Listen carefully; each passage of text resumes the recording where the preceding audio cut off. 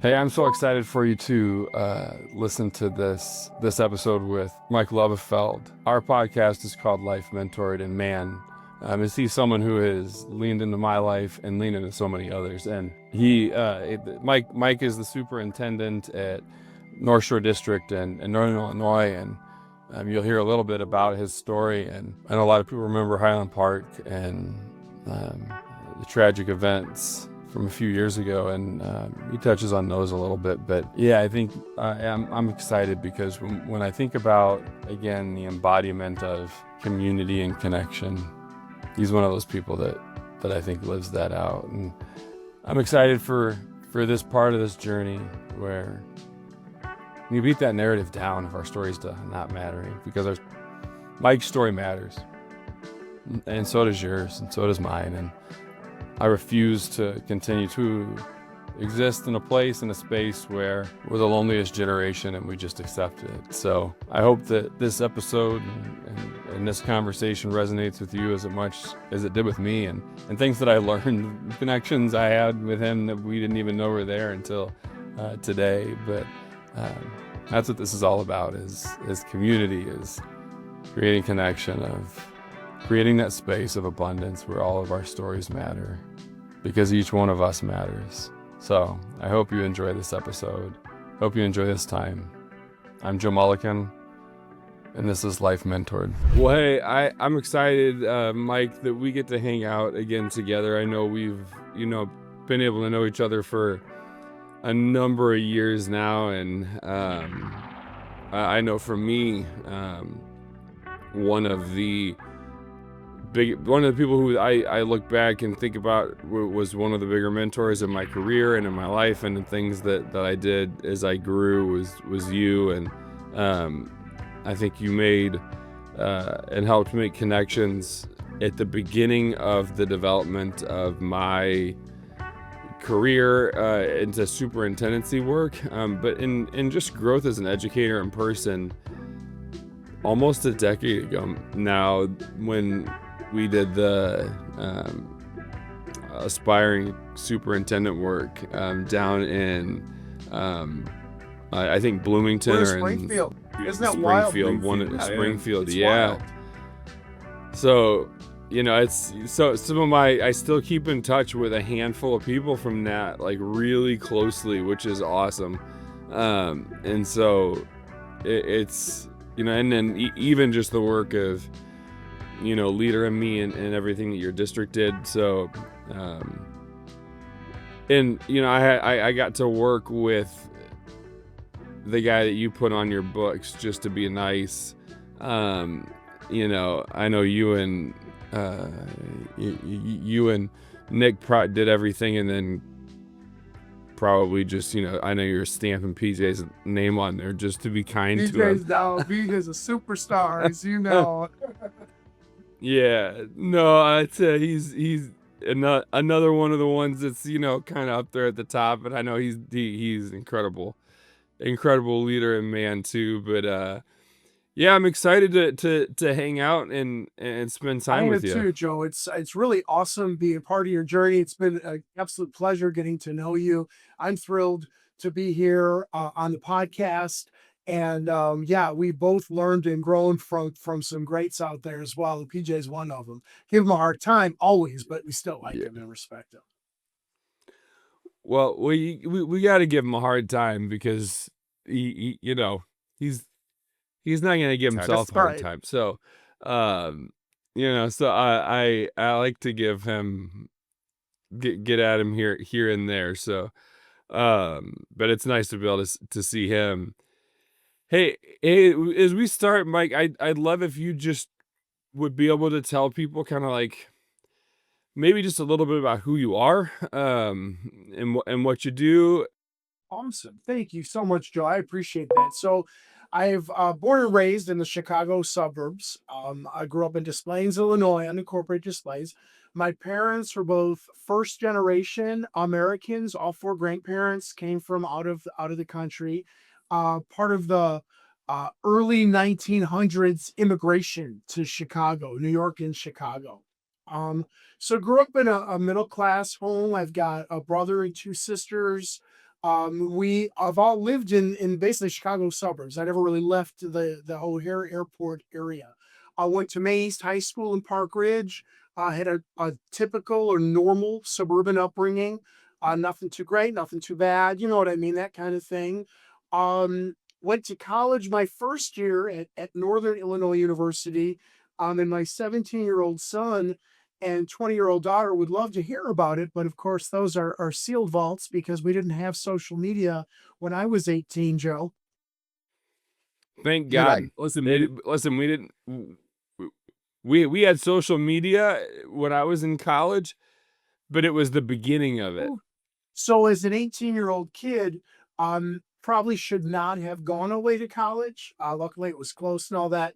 Again, life's lessons you learn later in life. So one of the, it is what it is. Came home and went to UIC for 4 years and had an education in liberal arts and sciences.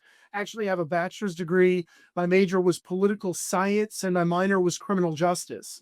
And those have been two fascinations or interests of mine all of these years.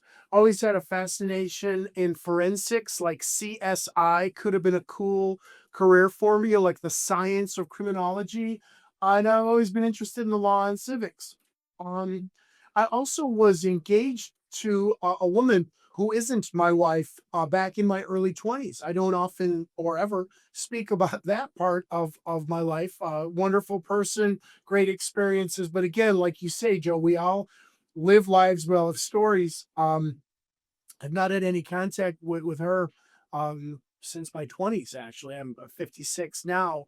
So again, lived life a little bit before I was coached, guided, and mentored into public schools, public education. So from like 93 to now, I've been a full-time public school educator. 91 and 92, I substitute taught and got a master's of arts in teaching from National Louis University. Um, Guides, coaches, and mentors have impacted me my entire life. And I'm really humbled that I can do any of that over the course of our lifetimes. I mean, they say right, that cats have 9 lives. Um, you know, Yeah. wait till you hit 50 and you start looking at the other side of the mountain, right? As they say, you're like, oh, I've lived a few lives. I've got some more to live, but I've lived a few lives. So, enter the public education sphere thinking I'd be a teacher forever. And I taught it at Blackhawk Middle School in Bensenville, District 2 up in DuPage County, the other side of the airport. And a mentor of mine, Jim Newland, was the assistant principal there for years and years, a veteran of the U.S. Marine Corps, tremendous guy, just a tremendous guy. And he influenced me to to become a titled leader. He saw leadership traits in me that I didn't know existed, Joe, and I never really thought of. I just liked teaching history. It was kind of fun, liked eighth grade. I believe we all sort of are our eighth grade selves in different versions as we go through these other lives I mentioned. So Jim challenged me and stretched me a little bit, encouraged me to get my administrative degree. Back then it was the type 75, right? So I went to Loyola School of Chicago, go Ramblers. And I did coursework leading to an admin degree. Again, I never really thought I'd use it. Jim suggested I did. By happenstance, Jim coached and guided me to Highland Park, to North Shore 112. And in 1997, I came to a school named Elm Place Middle School. And I taught there for a year. It was amazing. It was my 5th year of teaching. The next year, I became an associate principal because Jim told me to apply. I did. Jim then said, you'll probably need to get your doctorate. And I'm like, that's insane. I don't even like school. I didn't like school when I was in school. That's my, I think when I look back, my teachers were pretty surprised. The first year I was teaching, I was at Rockford Christian, and I went to Lenawee Christian, Southeast Michigan. My mom had taught there, and they had a big conference of the region, and they were there, and they all came. And I think they were a little shocked that I was I was a teacher, because I was not the kid that was walking the halls that people were going, future Yeah, teacher. They were walking the halls going, I think more often than not, I don't end up in jail. But and that's probably an I think so. exaggeration. I think so. But one thing I just want to say, Mike, is that we've genuinely known each other for probably close to a Yep. decade. I the connections that I didn't know we had, like my grandpa, is, I think his parents might have been first generation, but he's Okay. Cicero, Yeah. and that would have been the early Yeah. 1900 rush to Chicago, Yeah. right? I was a pre-med exercise science kinesiology major, and still fascinated by that. Um, we when in retirement, we form a good tag Let's go. team. I'll do some of I there just can't be any blood because I can't do I that don't like part. height either. But w- I'll do some of the science stuff. Yeah. And you do the psychology. But I think we've probably watched enough episodes of CSI and Mindhunter and all those things to Oh be able yeah. to, if Monk and them can We can do form it. a private, we No, you got it got too, this. man. But yeah, masters in Yeah. teaching. In my episode, like I talked about, it was PJ who saw greater in me. I never wanted to be an admin. I spent plenty of time in the principal's office. I didn't want to be the principal's office. And and I'm sure for you too, you wanted that to look different than what you grew up with Oh, as well. And but just even up to this point, hearing kind of your background, that's why, like, I love that this is an opportunity, because not only is it one where I want to give your airspace, but it's one for me too that I love that all of a sudden these connections that I didn't even know existed either, um and connections, you look at and go, wow, like, well, damn, like, I'm it's uh, pretty wild, Joe. It is. some of my feelings of isolation are a lot different than they were 10 minutes Okay, ago. you see, well, you create this space and you open up opportunities for anyone, for people. I'm excited to be on the podcast. I'm excited to be talking with you. And we all get so wrapped up in our jobs and our careers and our work and in status or whatever it is that we sometimes almost forget that we emerge from a life as a human first, you know what I mean? And that, you're a brother, you're a son, you're a nephew, you got uncles and grandparents and parents, and you see the world through your eyes, I see the world through mine. But we may be separated by geography here, right? But not really by experience and choices, opportunities, desires, all that kind of stuff. It's wild. But it does take other people, or it's for me, it has taken other people to tap me on the shoulder or push into a different direction or open up a space and say, hey, what are you thinking? Because I think you might be thinking something differently. Why don't you try to think this way or do this or open that opportunity and see what happens, right? And look what happens. And that's, yeah, I love that. In my episode, I talk about, it came out about a month ago. There's that balance between the teeter-totter of anticipation, right? It's either anxiety or it's excitement. And I think when we, like you said, when we create these environments, and when we create, like, the beauty is that there's, I think, the Oh yeah. abundance that exists for both of them Oh to my be God, there, 100%.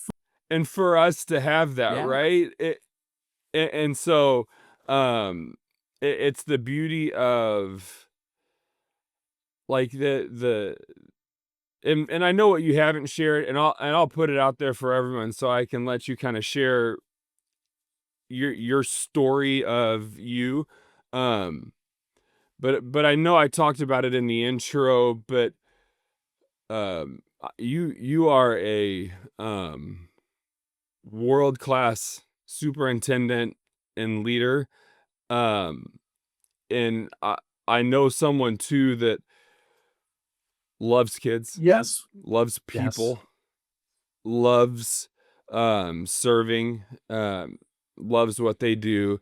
And one thing I'll talk about in trainings and things at times is we miss the mark that we try and get our employees to be 5% better, but we've not always done work to just make them 1% better as a human. Yes. Yes. Yes. And I've got an academy that's focused on just that, right? Like I got to do it for Kaskaskia down in Illinois, and one of the things I said at the end was I haven't made one comment at all about anything that's pedagogy, that's about school specific, that's about your specific self-care, but everything that we've talked about is about being a better leader. Oh my God. And we'll make connections. But I think we forget that when people leave and their responsibilities at work, the stress at work increases, our bodies don't categorize that, right? The responsibility and stress exists at home still. And I know that you've done a ton of work, written books, done things like that to help people to be able to carry those loads. And so I want to kind of step back now, man, and just kind of let you share your story. And I love it, Joe. Well, thank you, man. It's awesome to be here. It's cool. So here's what I'm gonna do. So I became a school administrator by happenstance, right, in coaching and guidance in 1998. So I've been an admin for a long time. Some would say I, went to the dark side and never went back, but I've always had a heart of a teacher. I love our teachers here in District 112. I've done everything in my power, sphere of influence to be pro teacher, support teacher. So I would hope people would say that about me. I've received some really high quality professional growth and learning. Try to provide that any chance I have the honor to do so. I worked here in District 112 for 13 years. So Bensonville for District 112 teacher, associate principal, then assistant superintendent for personnel services. And again, I never thought I wanted personnel services, but Lori McIntyre told me I wanted personnel services. So I said, yes, Lori, thank you. She was another guardian angel like Jim. So I get this job and all that, and that's a whole other story. But we don't have time for that. After that, the superintendent here in 112, Dr. David Balo, he's like, "So, Mike, what do you want to do?" I said, David, for the first time, and this was, way into my career, I said, "I think I want to be a superintendent." And he's like, "Oh, let's go." So over a 2-year period, and with a decent dose of humble pie and rejection, which is extremely healthy and extremely normal, and people with our jobs and resumes don't always acknowledge that or see that. I landed in a really neat spot called Penoyer. Penoyer School District 79 in Norwich, engulfed by the city of Chicago and 2 other little districts, a one school district. And I met Sue Maselli, amazing principal. She and I were the central office, Joe. I had 3 years to make mistakes with a very supportive school board. I had 3 years to make successful decisions for them. And I had 3 years to learn that in the state of Illinois, they don't care if you're Rockford or U46 or Penoyer or Highland Park or Oregon or Stillman Valley. You've got a host of responsibilities. Deal with it. It is what it is. So learned a ton. And then another guardian angel, Jane Westerhold, who I adore and admire, said to me with her husband, Ken Cole, at a conference, "It's time for you to leave the one school district." I said, "I don't want to leave." She's like, "Yeah, I know. That's why it's time for you to leave." So Deerfield Public Schools had opened up, and I live in Deerfield, and my wife and I raised our 2 kids there. Love it. Lived there for 20 something years. So I used to walk my dog near the board president. Well, as soon as I applied, I had to walk my dog the other way. As crazy as it sounds, I got the job. Deerfield Public Schools, District 109, special, unique place up here, North Shore adjacent, really nice place to raise a family, wonderful parks and schools and people and, whatever. And I spent 5 years there with some of the best teachers anywhere. Greatest administrative team, really cool folks. We made mistakes and built ourselves back up from them. We made successes and tried to multiply them. And the bottom line is, I hope I left the Deerfield Public Schools District 109 better than when I got there. It was still pretty darn good. I learned a lot, and we, meaning the leadership team and I, and the teachers and I, had a lot of fun. And the teachers also took great care of my children. My daughter was in grades 4 through 8 while I was there. My son grades K through 4, respectively. And then middle of Deerfield Public Schools wrote some books, got my brother from another mother, Nick Poliak, who I love, admire, and adore. And PJ allowed us into his sphere, and we collected him, and we did stuff, wrote some books in leadership. District 112, where I currently serve, and God willing, where I'll retire next year, June of 2026. It had fallen upon some dark times. They had a failed referendum. The superintendent went across the country. School board sort of imploded. Central office left. They had a mountain of problems. And they said, we would like a fixer-upper. So I like to fix up stuff. And I've been blessed with opportunity and people that have supported and helped. So I came here in 2018, and the world was normal-er then, Joe. Normal-er, is that a word? Less messed up. It's man, it was it feels like both yesterday and a millennia ago. 2018, I come in and the board said, we need stuff done, get stuff done. We have 30 years of deferred maintenance. It's time to pay the piper. You can't have a school that's 120 years old without maintenance. And I know we can all relate across Illinois and the whole country.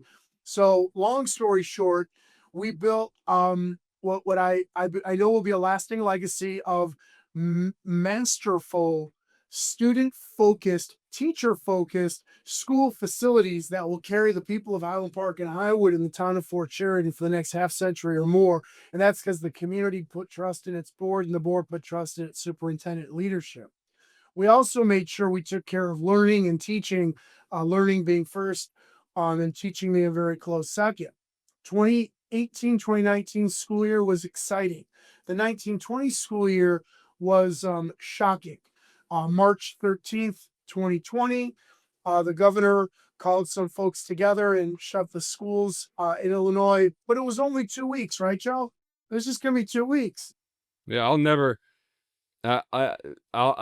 forget Mike sitting. I was a principal at the time. That morning ran down the hall, grabbed my teacher leaders, got subs in their classroom for the day, and said, hey, we're going to be out, we got a couple weeks, it's spring break, but let's just, let's plan for a month and get some stuff together. But I'll never, that is a day that, and it certainly is not a day, it's a different day than 9/11. Yeah. But it's one of those days where I can go almost, I can't go minute by minute, but I can walk through the day.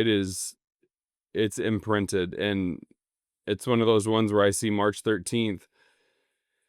Every year I remember it. And Friday the 13th now have a little bit of anticipation that leans towards anxiety.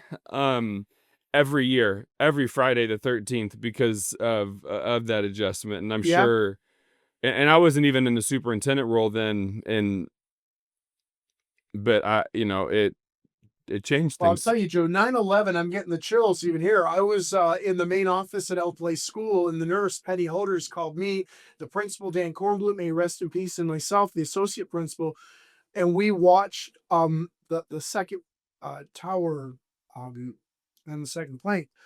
What 9/11 did is flashed forwarded us as Americans and united us from all walks of life, all 50 states, all urban, suburban, rural, white, African American, everybody united. And we stuck together and we somehow figured that out together and had a path forward. What March 13th and March 17th did for us, and then 2 weeks became 2 months, became 4 months, became 6 months, that didn't unify us. And the experiences of the COVID-19 pandemic, in which we're still trying to unpack and we're still trying to sort out, they've impacted each of us and all of us personally, professionally, and profoundly. Nick, PJ, and I, the impetus for and the backdrop of the Unfinished Leader, a school leadership framework for growth and development, um, the impetus for that was that three of us, Nick, PJ, and I, in more urban, more suburban, and more rural Illinois, three successful leaders were struggling with anxiety, fear, concern, uncertainty.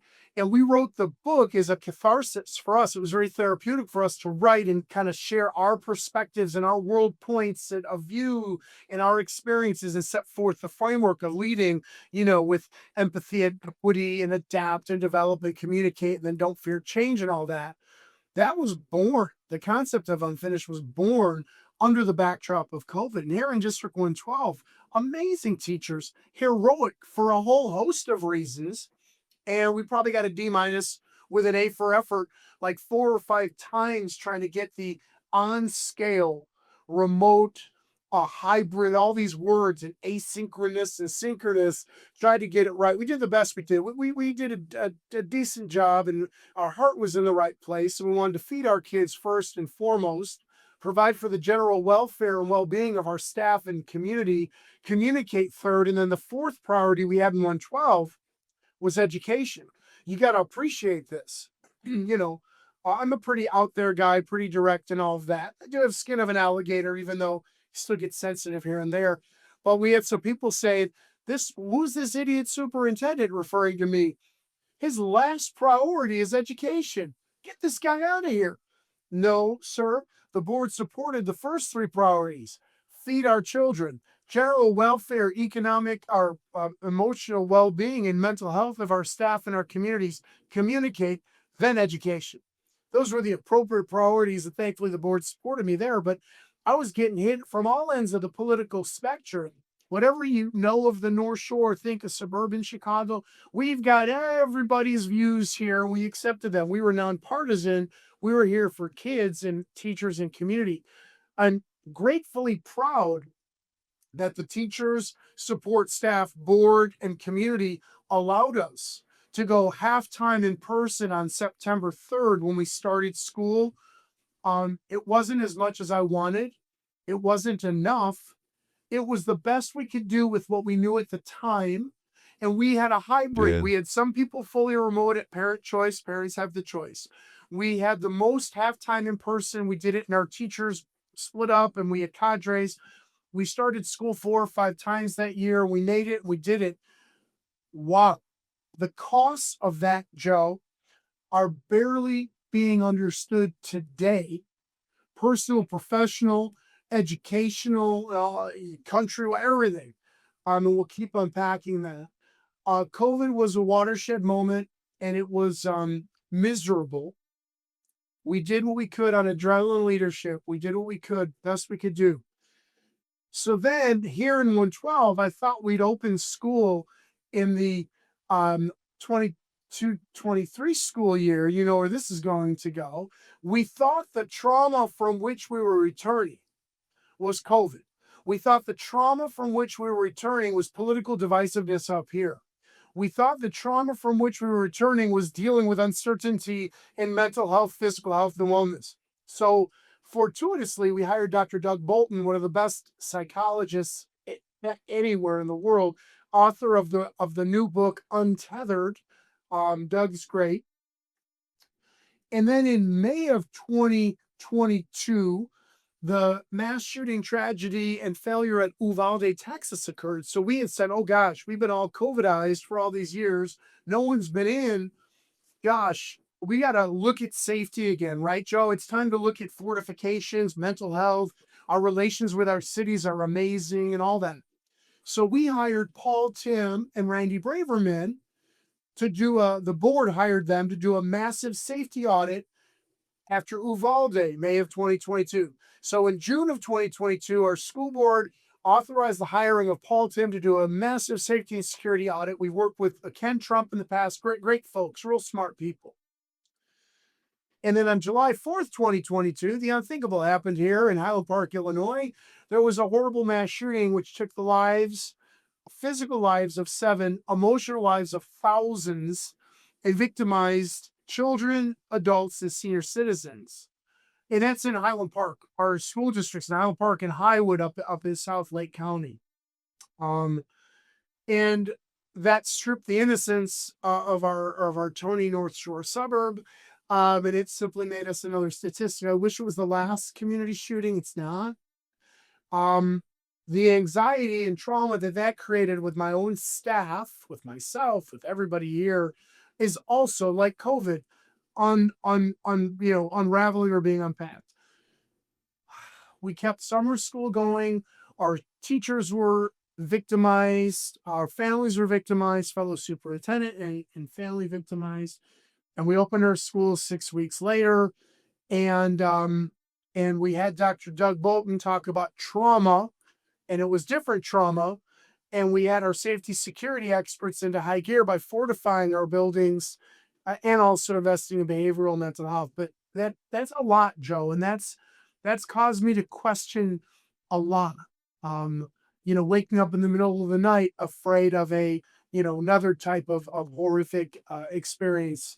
These are tough times, and they're not that far behind me. So I'll pause at that point if that's okay. Yeah.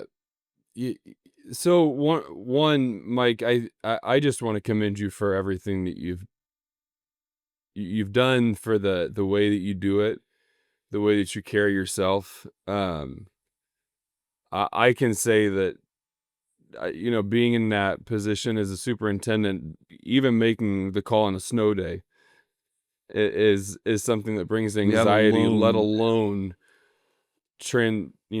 having to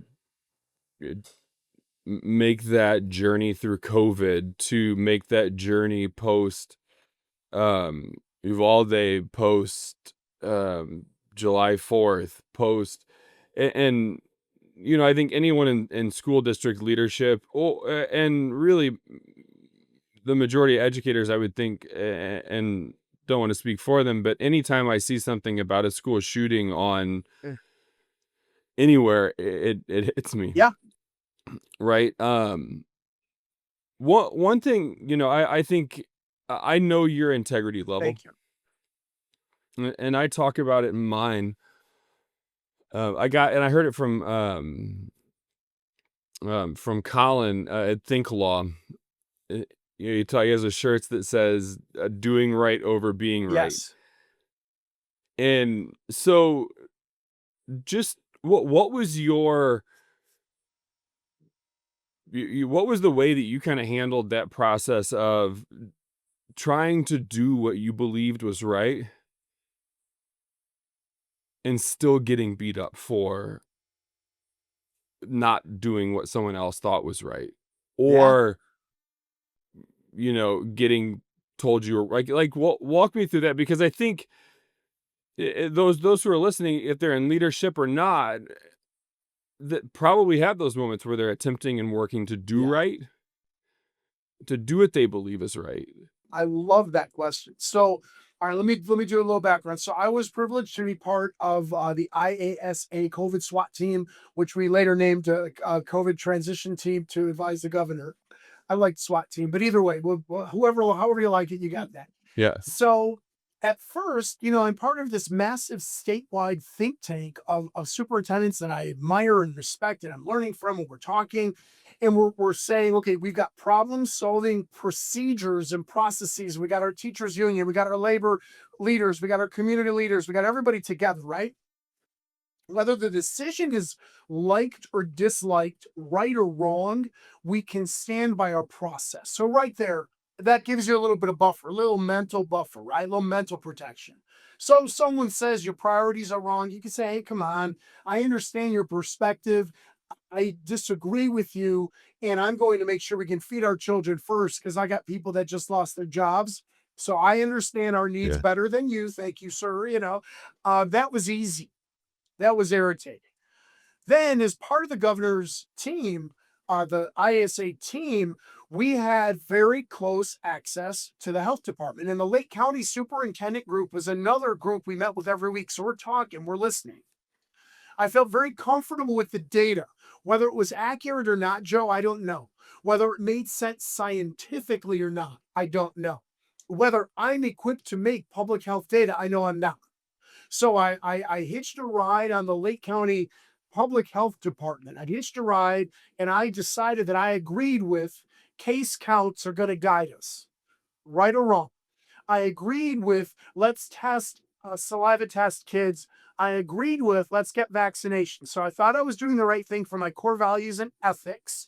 I worked with the local political forces in the area, and we opened in person, which was unusual for our area, September, October, mid-November. This case count metric, again, flawed or accurate, I don't know. It really guided us to close, and against all of my better judgment and desires, I had hitched my wagon to it. So we closed. When I say closed, we shut down our in person, and it was exclusively remote from November 16th or 20th or something, December, January. Yeah. Now in February, and this is where it gets hot, Joe. In February, I had a throw your keys on the table moment. And what I mean by that is Janelle Mraz, a woman I worked with for many years, would say, if something's going to cross your ethics or core values, you're going to throw your keys on the table and leave. So in February, the you know what is hitting the fan. The metrics may or may not make sense, but it's becoming unsustainable to keep remote learning exclusively. And I broke with some of the metrics and people who are supporting the decision making, whether they like the decision or not. But they just supported the decision making, said, wait a minute, we have faith in you from, when to now, and now you're breaking it. And part of the answer is, I don't know if any of that was right. I know my core values say Right. children need to come back to school. And I have a small team of administrators. We came back in that January. We had 56 chronic truants, and we begged them to come back, and we went to school with them. Long story short, I then got, wait a minute, we didn't like when you were in, we didn't like when you were out. We don't like you that much anyways. We didn't like anything. That's like boom, boom, boom, boom, boom. Bottom line was the board supported the decision-making process and then the decision-making, and we simply had to fight through it. Illinois was getting lawsuits. You remember that, February, it was miserable, miserable. And we dealt with it. And we did as best for kids as we knew how to do until we knew better, then we did better. It took the careers of many of our colleagues because it isn't fair and it was unrelenting. It was relentless. But we fought through it the best we could. And I mean, I can say it for me, it was something that added to a tension point that ended a marriage. It was a thing that, when I got sick in 21 and then, had stuff going, it was stuff that, made my reputation, or maybe not reputation, but the trust in my health diminish. Right. Yep. And I'm back in right now teaching and kind of back into it, but I'm not in the superintendency, and some of that is that time. But in those moments, Mike, what was your way of resilience, of perseverance that kept the keys in your hand? My wife is not in education, and that probably was best choice ever on a million levels, right? So she grounds me and kind of keeps me going. That's the part of the answer that's healthy. The unhealthy part of the answer is pouring myself into more work. I find success in work. I find achievement as a core value in work. So I just kept working. Now, at the expense of, physical health and mental health and wellness, until such time as the adrenaline wears off and the exhaustion kicks in, and that's it. The best part of my work has been the support of the boards of education for whom I've been empowered and employed, and also my leadership teams.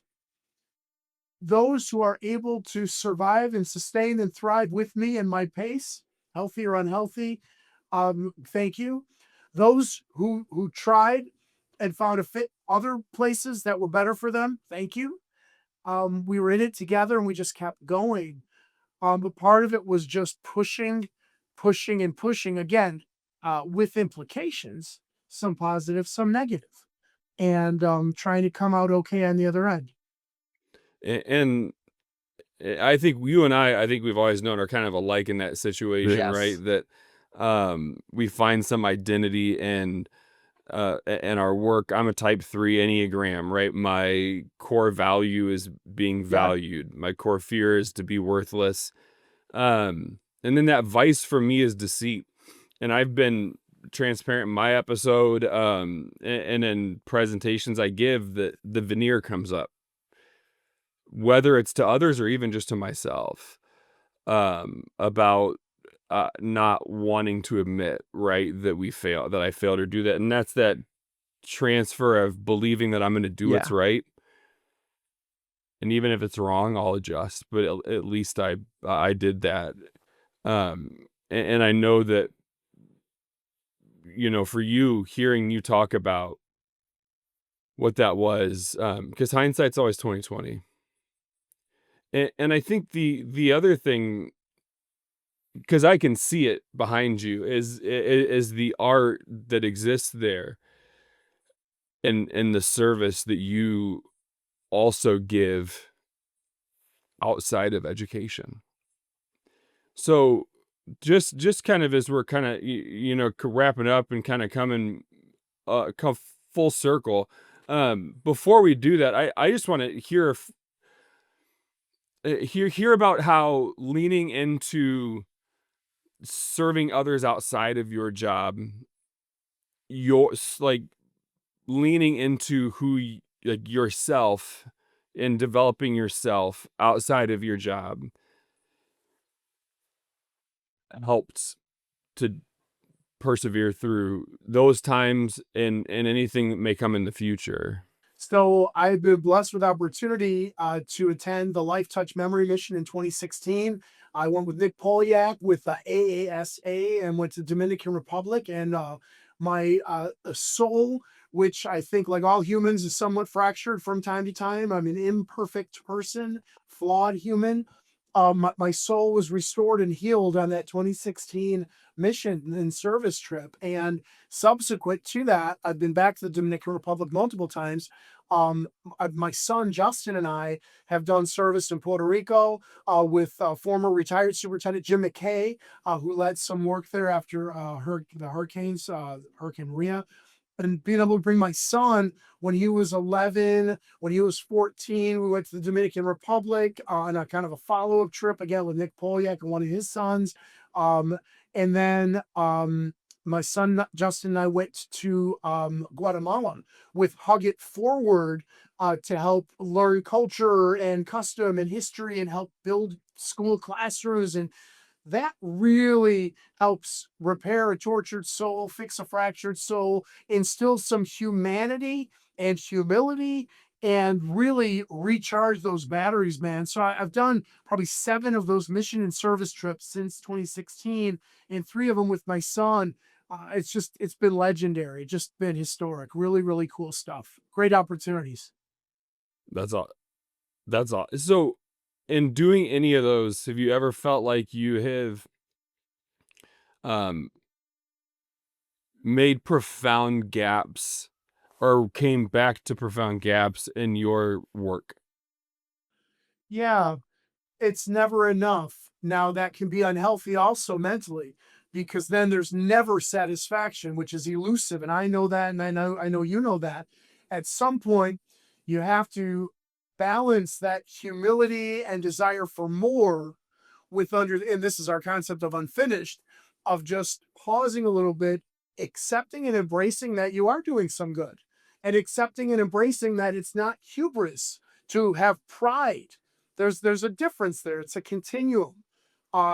So balancing that is tough. But yes, coming back and saying, wow, and yeah, yeah, Well, and I think even more so, well, at least for me, and this is something transparently I'm trying to work on right now, is that, I'm still learning a new yeah, life.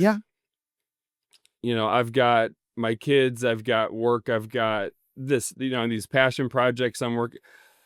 And so the thing that typically falls to the back is yeah, service, or is my care. And because I find guilt that I'm not giving it somewhere yeah, else, right? Like, well, if I have this extra time, I'm not going to use sure, it to go work out, or to go on a retreat, or to go do a service.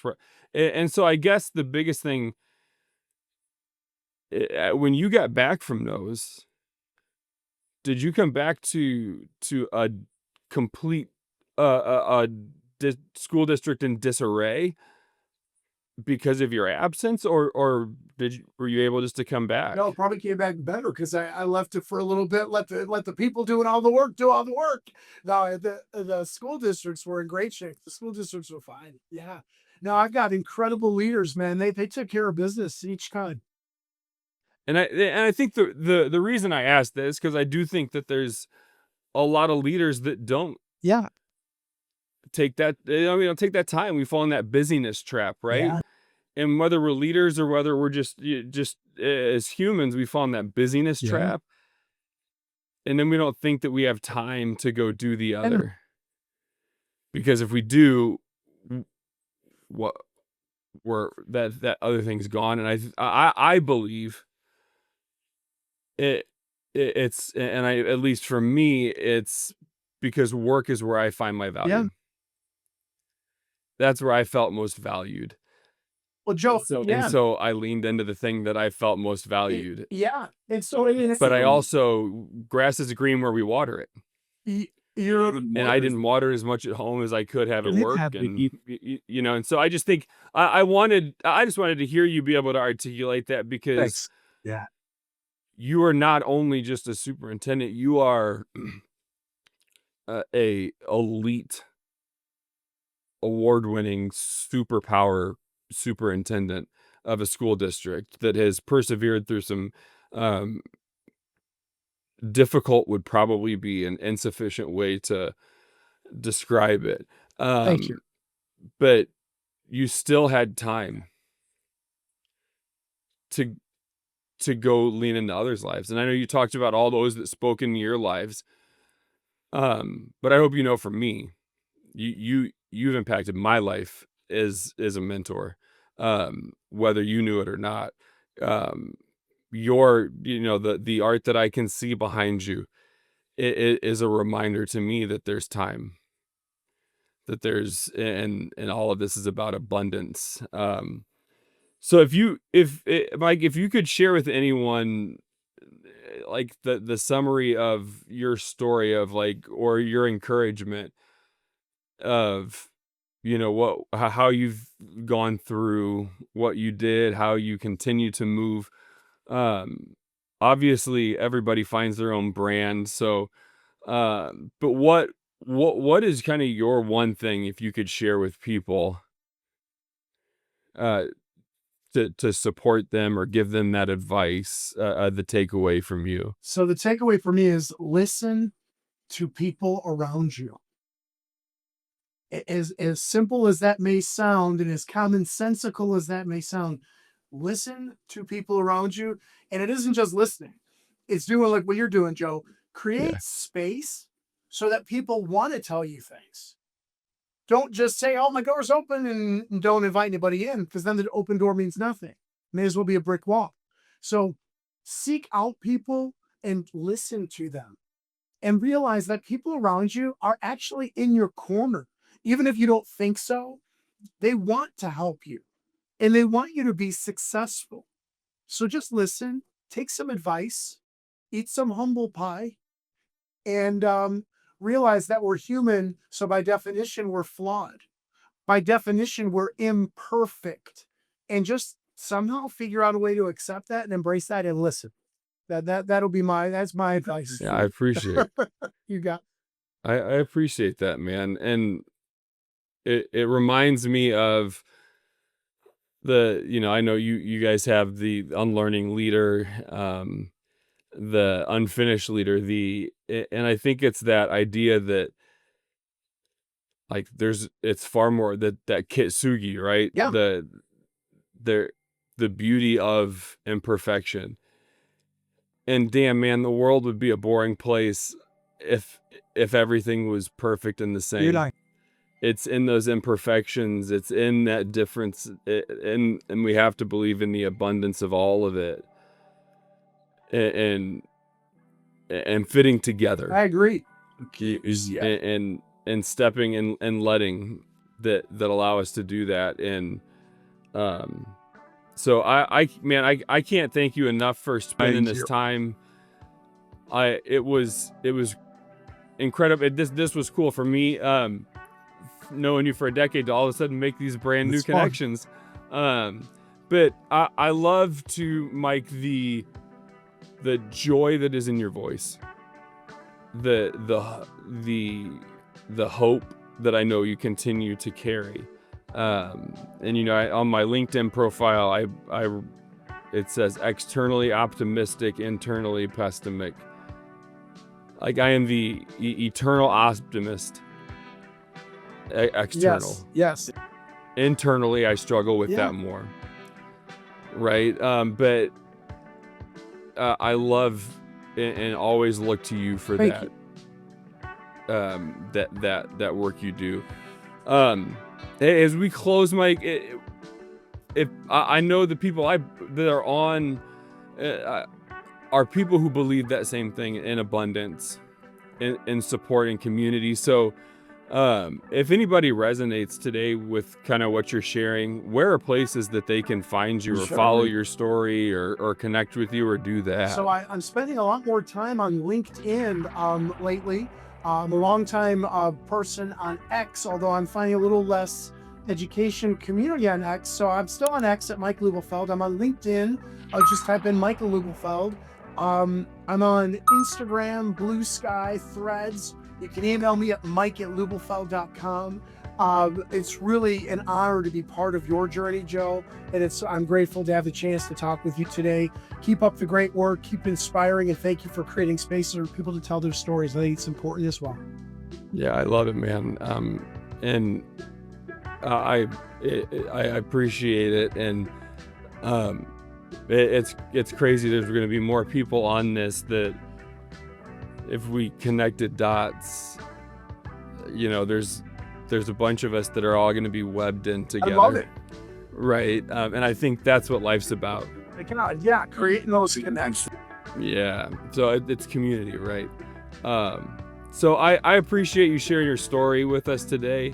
I hope, as always, for anybody who's watching, for anybody who's listening, that this provides you that moment where maybe you feel a little less alone, where you remember to now or recognize that your story matters. Because Mike's story matters, and my story matters, and by proxy and then by default, that means so does everybody else's. And it doesn't matter whether you think Mike's is worse or better than yours or than mine. They're ours, and there's enough space in this world for all of ours. And so, as always, I hope that this time provides you with an opportunity to feel a little less alone, with an opportunity to feel more enough, more valued, and who you are by default, and know that your story matters. So Mike, again, sincerely appreciate this time together. Love you like a brother. Can't wait to watch you thrive through retirement and continue to stay connected. And I hope people can watch your journey too. But I hope everybody out there listening got as much today as I got during this time. So I'm Joe Mulliken, and this is Life Mentored.